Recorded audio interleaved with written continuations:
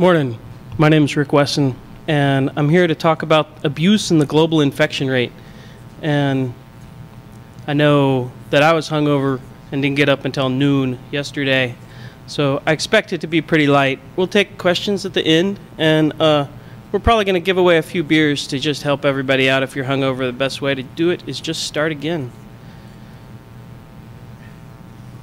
What I'm going to talk about today is we're going to go over the problem, a definition of what abuse is, a definition of what bots are. Is that better? Can I get a little volume? Good? Everybody hear me in the back? Yeah. Is there anyone in the back?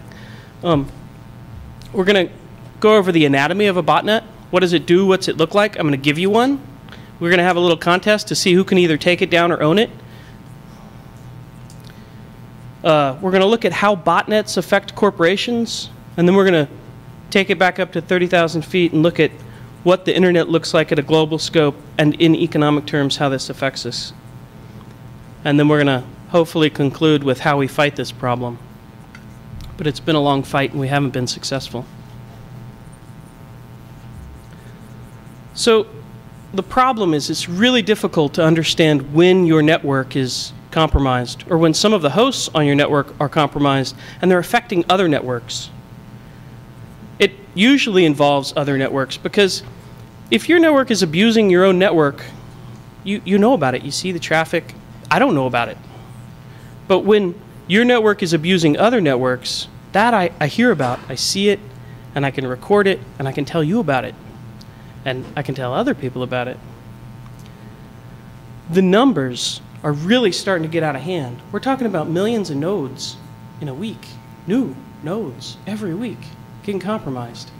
And the numbers are starting to get so significant that people are saying 1 out of 5 hosts that are live on the internet at any given point are compromised. That's a huge number. And so essentially, how do we unfuck this? Because it's fucking up the internet. It's messing up my network and yours. And so the first thing that we're gonna look at is what is the scope of abuse? What is the things that we think are bad or affecting other networks in a malicious way? So obviously sending spam, UCE, hosting open proxies. We're having open proxies pop up all the time, which are used sometimes for click fraud, sometimes for sending spam. Certainly used for distributed denial of service or abusing IRC in other ways.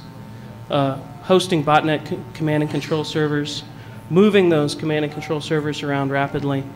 BGP route hijacking, when you hijack a route that has some corporate identity and abuse that or leverage it to send or deliver some information under their identity. Hosting splogs, or manipulating links, link rank, and hosting insecure web servers. So what is incentivizing people to create these networks and abuse other people's networks? There's an economic incentive here. And essentially, if we look at the revenue that you can derive from a botnet, or how much it costs to deploy one, then we can understand if these two overlap, the revenue that you can derive from sending spam, which is high right now, and the cost to deploy a botnet, which is low, and these are inversely proportional to each other. It creates an incentive where these two lines in the slide overlap on the left. And that's the incentive to continue to create new networks, to abuse other people's networks, to deliver malicious activity. Because the cost to deploy it is so low, and the revenue that you can derive from it, there's always going to be incentive as long as these two lines overlap. Our job is to make these lines move apart.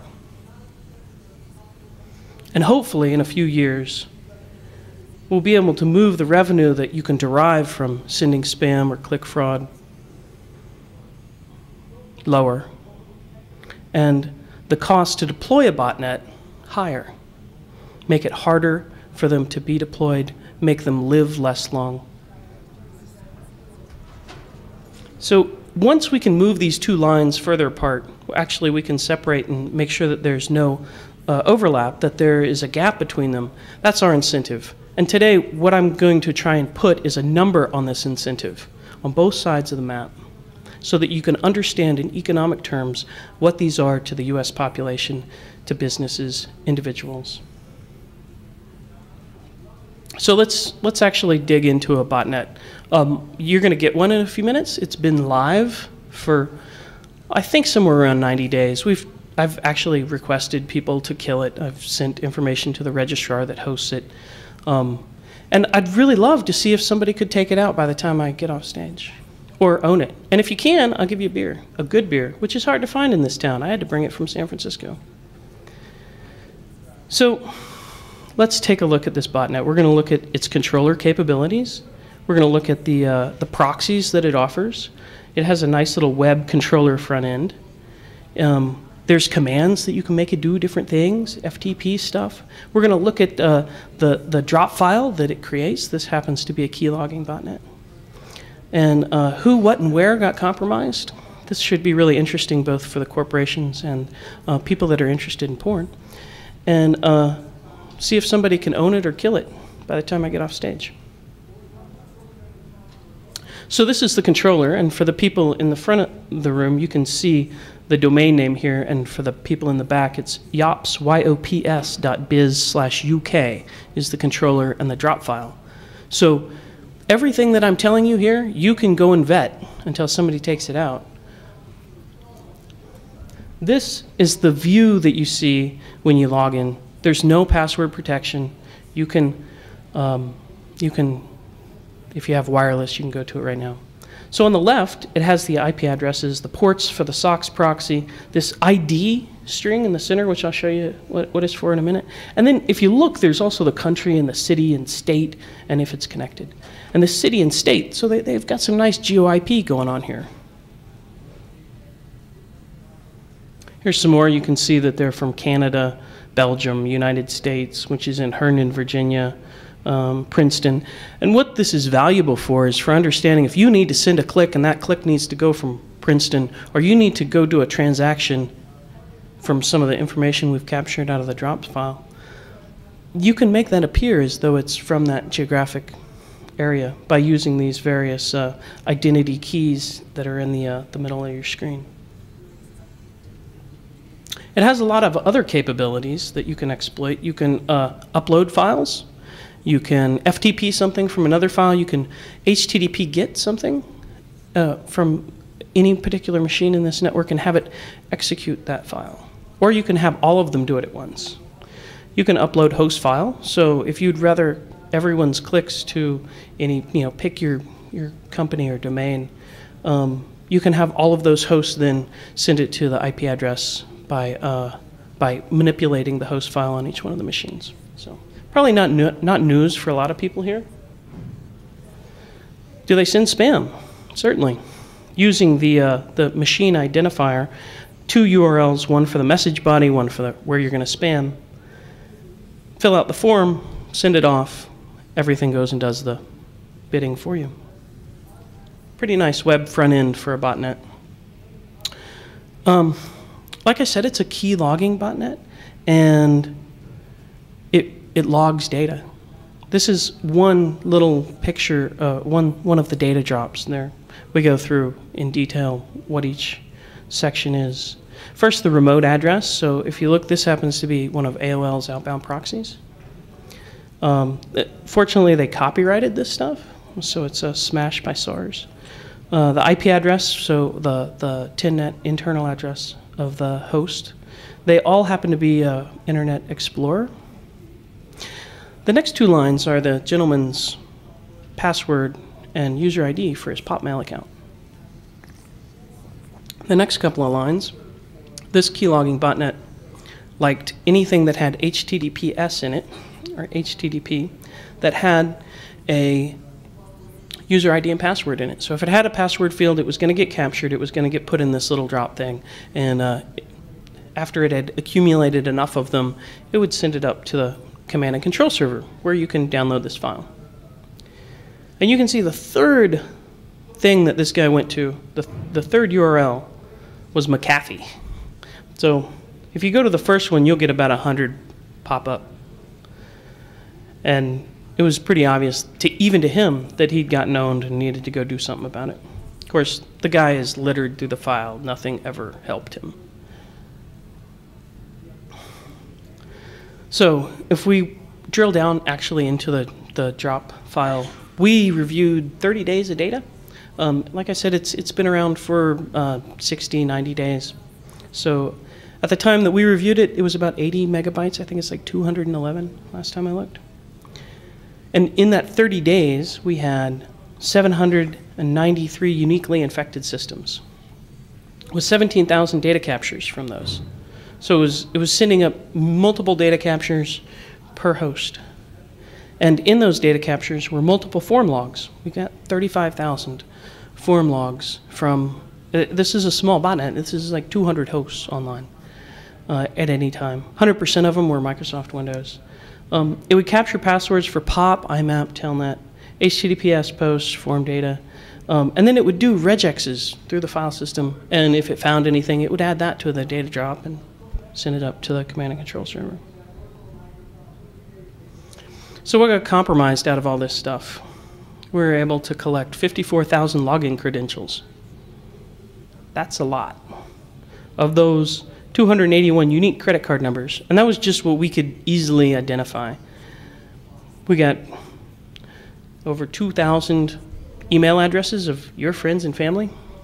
So this would go down through the file system, look for email addresses, look through your address book, pull them out, send them up, and then we can collect and send spam from those, even from your hosts. 299 identities, which is names, addresses, and phone numbers. And if I had written some better analyzers, like actually gone through a lot more of the HTTP URL encoded data, I could have extracted a lot more. There were posts in there for credit card applications, for college loans, for home mortgages, anything that we consider e-commerce today. This botnet is an example of what's being collected. And if you have a company that hosts some service that's available over HTTPS, some portion of your clients that have logins into that system are being compromised. No matter whether this stuff is SSL encrypted or not, it is being captured. It's being captured before it even hits the wire. So what companies got affected? We looked at all the URLs that we were able to identify that had passwords that we could use. We had user IDs and passwords, essentially logins. And the companies are all over the map. You probably know every one of these except for the paytax.nat.gov.tw or us.army.mil. I didn't even go touch that one. But we've got everything. Walmart, SpeedPay, eBay, Verizon, Passport, Craigslist, MSN, Capital One, everything that you can think of. So there were 1,200 businesses, approximately. 35 brokerages, 86 bank accounts, 174 e-commerce accounts. This was just for the 30 days that we looked at it. I haven't gone to see if these numbers have doubled. 863 porn accounts. If you like porn, just go pick up the drop file. There's plenty of it there. You'll never need another porn account. 245 email addresses that were unique, that were in different posts. So if we want to value this stuff, one thing that we found was to look at how much could we sell these accounts for, or how much are they being bought for. And so if you have a brokerage account, this is just one line item out of the whole file. A brokerage account, which we identified 35, figured that we were able to find $40.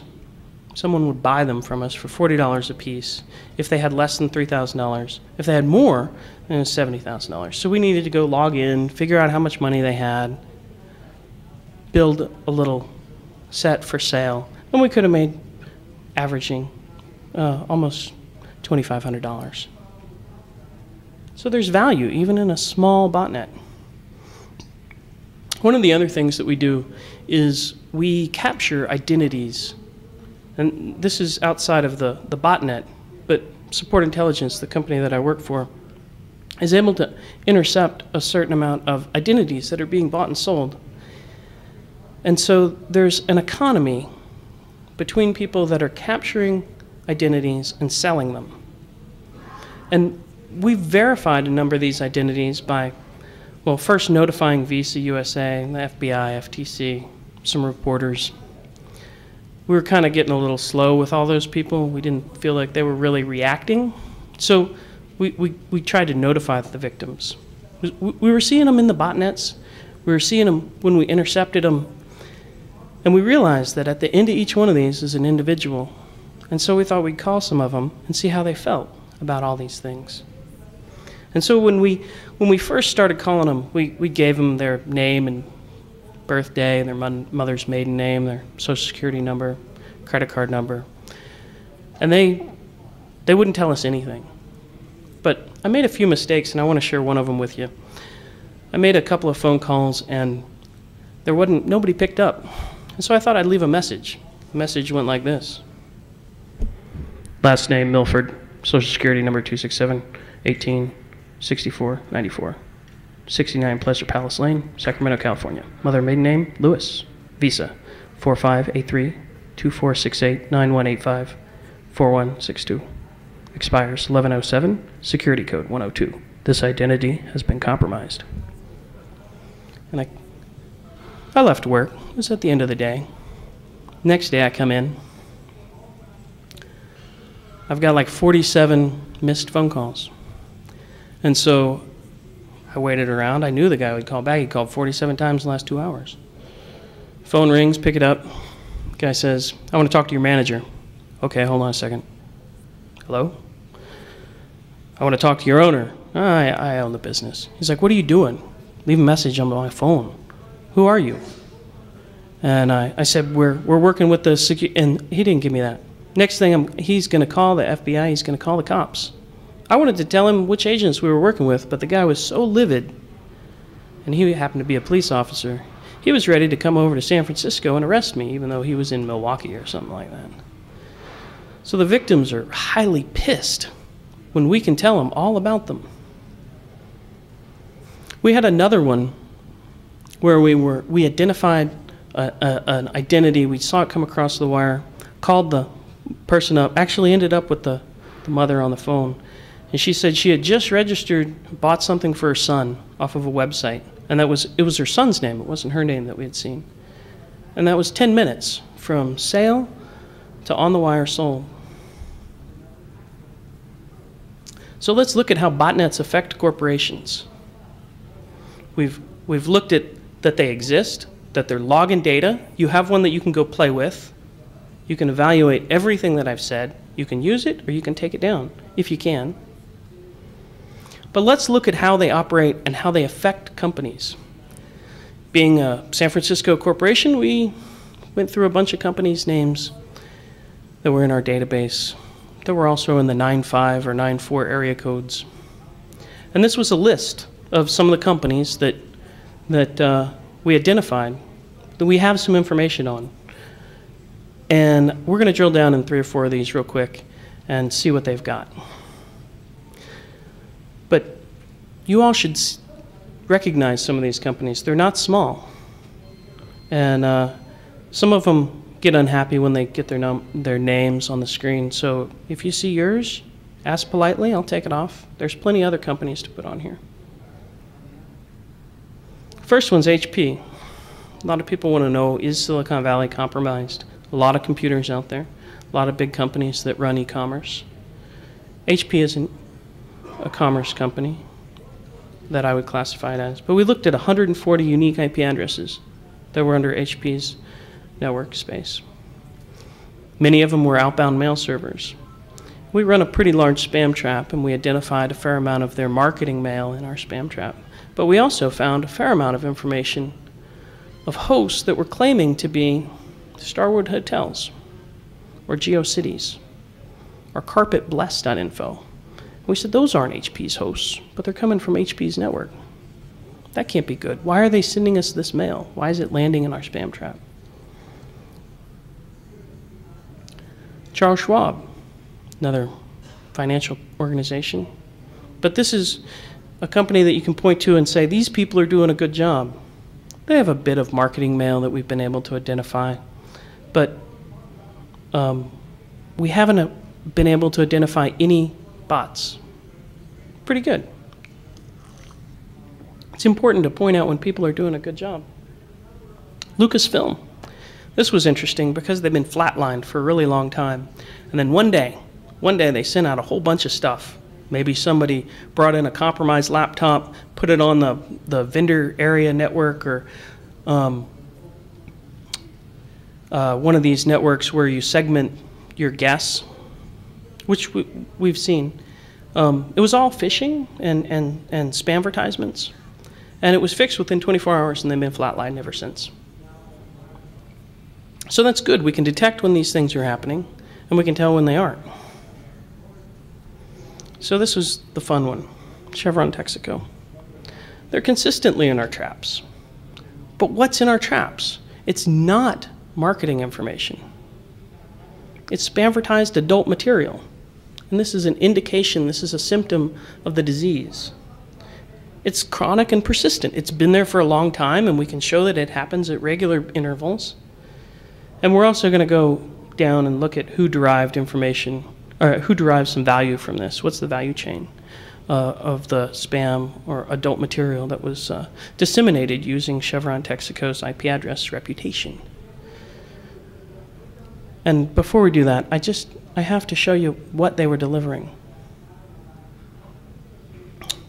Something natural and safe. Certainly, I'm sure many of you have seen this before. Maybe not. This is what the corporate network was being leveraged by a third party to deliver to other mailboxes. Size does matter here. So Chevron's penis enlargement problem, which was botnet spam delivered through their corporate MX, spam advertised a link that traversed 3 web servers with 302 moved. The domains were hosted across 3 registrars with 3 different identities that were obviously false. With the hosting services running from the USA, Germany, Russia, China, and the final web server that was advertising that wonderful little piece about enlargement was in China. And I don't expect Chevron to have the capabilities to go and figure all that stuff out. But I do expect that they have the capability to keep it from emanating from their network. So let's go back up and look at the global scope and some trends and statistics about the larger internet. We've seen that botnets exist, they're key logging, that we can identify some of those by the abuse, how they send it out or abuse other networks. And now we're going to look at what the whole world looks like. And this is 100 million, 101 million events that we received over 6 months. It turned out to be roughly 48 million unique IPv4 addresses. It spanned 12,000 of the 22,000 routed ASNs. So for those of you that have network clue, the next part is really about the global internet. One of the big numbers that we want to, a flag that I want to put in the ground, or a stake, is 267,000 that I know about, new a day.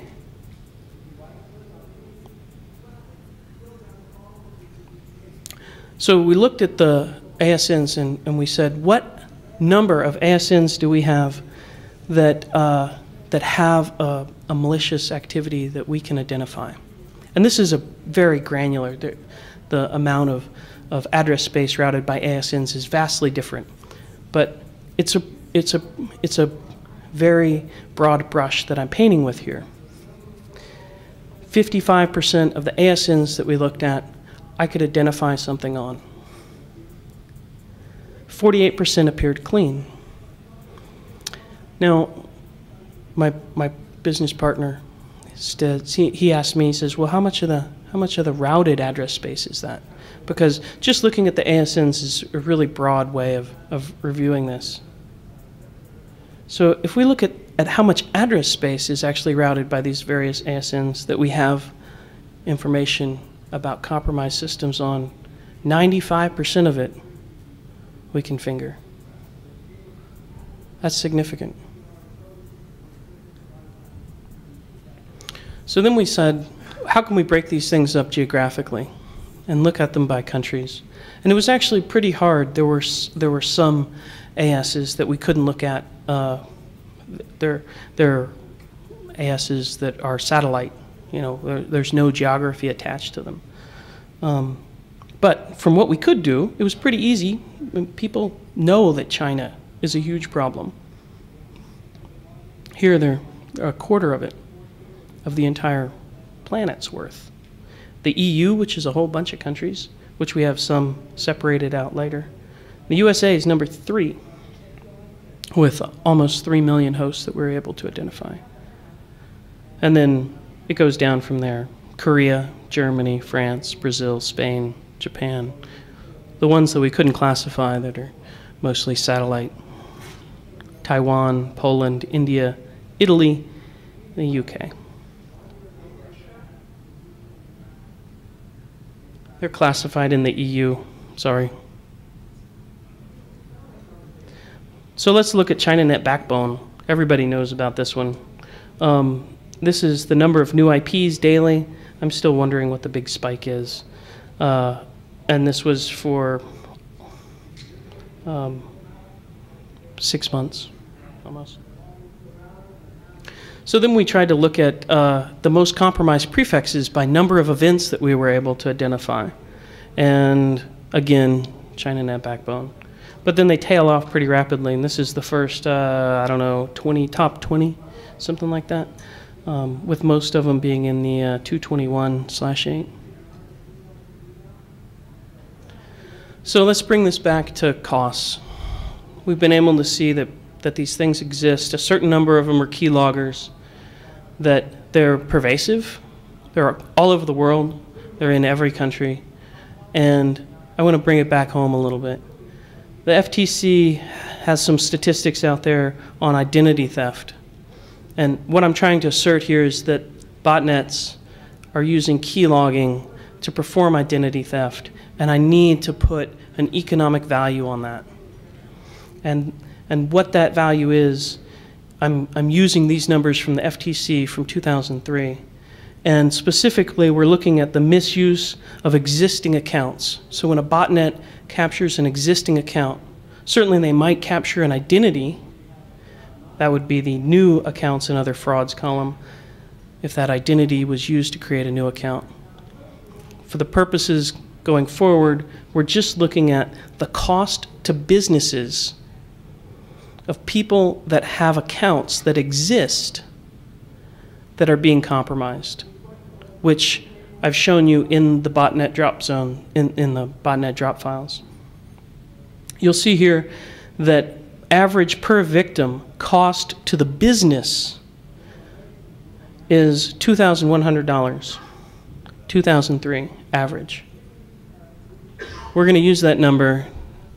Well, let me back up one more.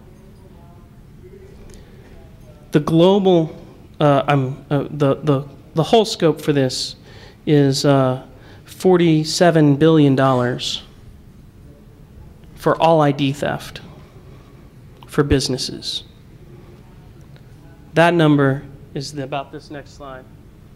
The profit margin, if we look at the profits that one can take from identity theft, and let's say they have an 80% margin, that would make the identity theft industry the largest, most profitable business in the United States. Walmart, Microsoft, Conoco, Chevron, GE, Bank of America, and Exxon all make less than the industry of identity theft in the United States using 2003 numbers. I want to do a little bit of math here. We're going to look at the number of keyloggers, the average number of credit cards that a keylogger gets. That puts us in the existing accounts column. It gives us an average keylogger impact of $700 per month. We're looking at monthly statistics, which are all generated from our 30-day view of our evaluation of the botnet drop file. So if we look at the bot population times the number of keyloggers times the percent of captured identities with existing accounts times the cost per incident, which we got from the FTC, we look at new infections, and I'm just going to pick on 8 companies here in the United States, because we're talking about numbers from the FTC.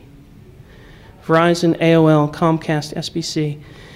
This is new infections per month from our infection data. And we're looking at 120,000 new infections from Verizon a month. Let's look at the economic impact on the businesses that those infected computers are having on American business. This is losses per month estimated from new infections of botnets for just that one column on the FTC report. We're looking at $90 million per month from Verizon. Does that number bother anyone? SBC, AT&T, and Bell South are really one company. You could aggregate those, and it would be another $50 million per month. The smallest one on here, UUNet, comes in at $10 million as impact on U.S. businesses per month because of the compromised systems on their network.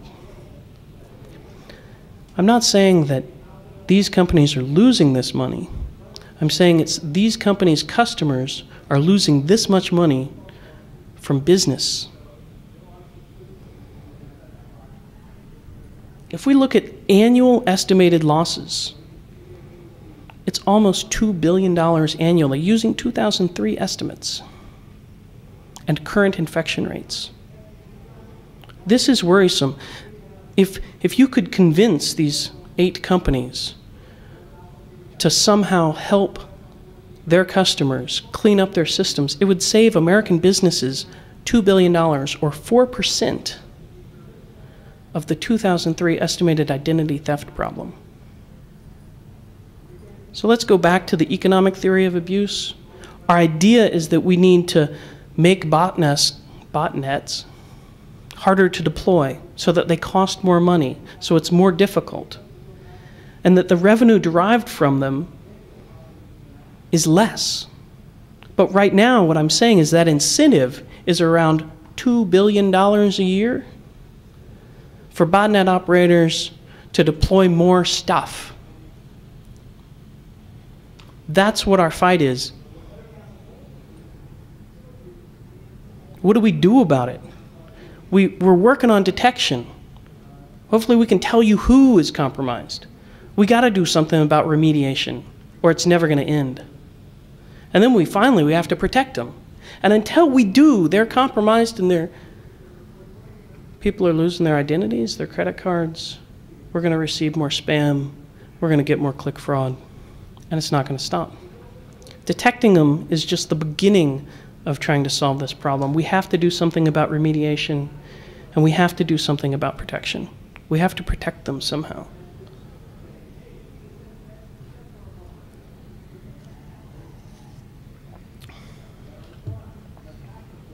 The thing that really pisses me off is that they're real people at the end of it. You guys might be able to protect yourself pretty well, but those people are so pissed when they find out that all the shit that's really important to them, somebody else knows, and that somebody else just told them a whole bunch of people in Romania know about it, and they got a big headache. And they're just average people. They don't know how to fix their computer. They don't know what this stuff means. And all of the things that are really important to them that they thought were private are now owned by somebody else. And you can't get another Social Security number. And that's what pisses me off. And I want somebody to help. And it doesn't look like many people are concerned. The economic incentives are in favor of the criminals, and it's in the tune of billions of dollars. That's not new news, but 8 companies could change the world for a lot of Americans. Hopefully that is news. That the levers are ISPs, credit card companies, and credit bureaus. And that spam is just a symptom of the disease. That if we have some, and it appears that we do, some tools to use to prevent, or at least to understand who's compromised, that we can then focus on notification And then on remediation. If we don't fix these computers, it's going to take our internet away. It's going to take the trust of the people away. And we might still have jobs, but we might not have a network that's really going to be leveraged for the people. It's going to be leveraged for the criminals. I got to thank a number of people that helped me aggregate information, help our company. Without them, we wouldn't be able to bring you these kinds of things. Without them, we wouldn't be able to operate. Spamhaus, URIBL, SURBL, the other RBL mirrors that provide us data, we leverage to help you understand which ones you're on. Paul Vixie, Bill Woodcock for their donations and access to BGP feeds, which helps us understand where on the network you are and everyone else is. David Ulovich at OpenDNS, who gave us a whole bunch of hardware so we could churn numbers. Randy Bias at NeoTactics for giving us a bunch of hardware so that we could capture spam. Aaron Hoover, who put together a little demo that I'll give during the Q&A for doing GeoIP mapping tool real-time botnet visualization. There's some tools. One of them I make. Adam Waters, who's also my partner, who you can ask. I don't know where he is, but he's around. Is somebody that helped me put this together. One of our tools will help you, if you're a network operator, understand which hosts are compromised on your network. Microsoft makes a tool at postmaster.msn.com/SNDS for understanding if your network has sent them spam. It'll let you inspect that, look at evidence. Also, Yahoo's building something, but they didn't have a URL for me.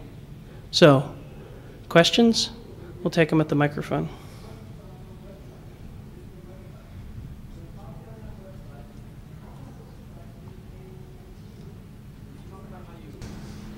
Estimate the 260. Hold on.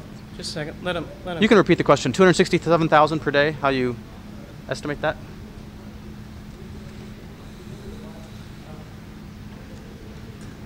Pat was asking how we estimated the 260,000 infections per day. We merely took the number of unique infections that we had seen over the time that we had seen it. It's just an average. Can you quantify the source of the... Do we have a microphone over here?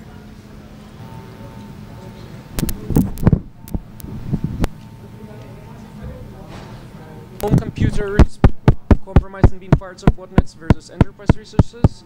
So where should we focus our protection efforts on? The question is, can I quantify the number of home users that might be infected versus corporate users? And that's a very good question.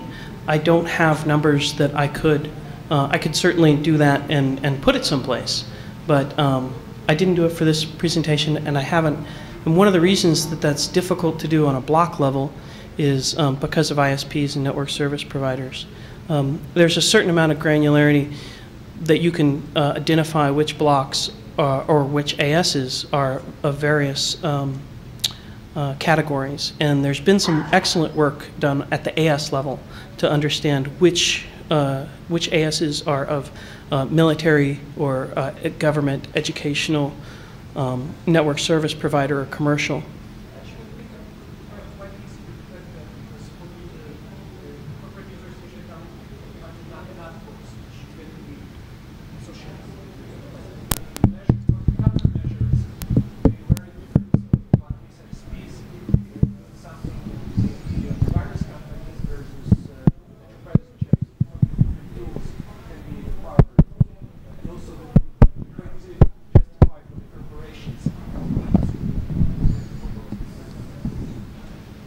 Good points. Do you have anyone that we can point to that could show us that? It was a statement, which the microphone's not working, and it's difficult for me to regurgitate his statement. Sorry.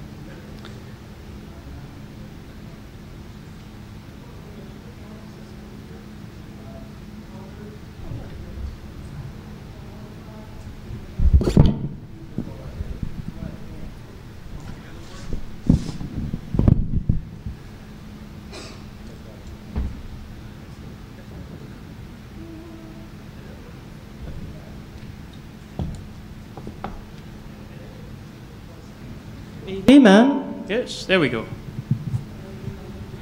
So, with 95% of ASNs dirty, leads me to a question that sort of follows up our conversation at the bar the other night.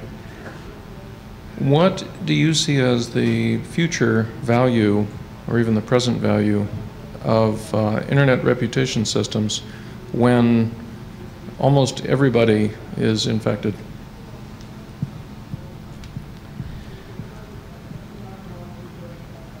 I see the value of internet reputation as if everybody's infected, if 1 out of 5 computers are infected, what is the value of reputation? It's important for you to not have it stolen. I think if the value is going to increase on reputation, then we really have to do work to ensure that the reputation is actually intact when you're evaluating it, whether it's being stolen because you have a network or a computing platform operating on your network that you don't own, i.e. a botnet that's delivering mail through your corporate MX, advocating penile enlargement. That's essentially stealing a reputation of an IP space. If you have a block that's routed that has been compromised by or through the BGP, that's not something that a company can even notice.